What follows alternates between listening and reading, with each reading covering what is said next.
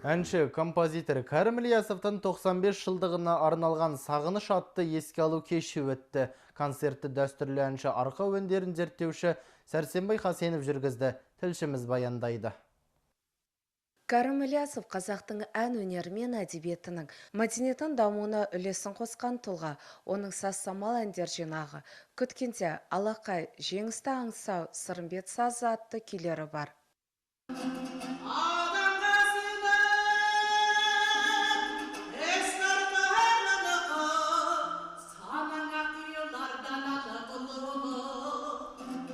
Кәрім ағаны білемін әрине, осы бірге жүрдік.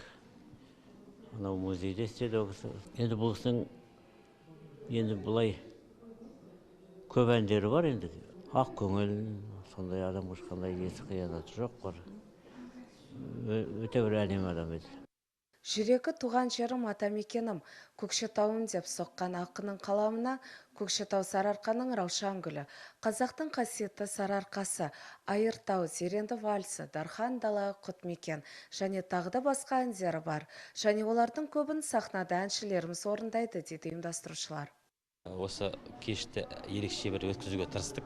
Өйткені Кәрекеңнің, Кәрім Ілиясовтың осы көкшенің тек қана әншілік өнерге емес, жаңағы музей экспонаттары жинауға да үлес көп болған. Одан кейін түрлі тақырыптарда көптеген мақалалар жазып, қазақ руханиятына, қазақтың өнеріне үлкен еңбек сіңірген бірегейді үлкен бір тұлға.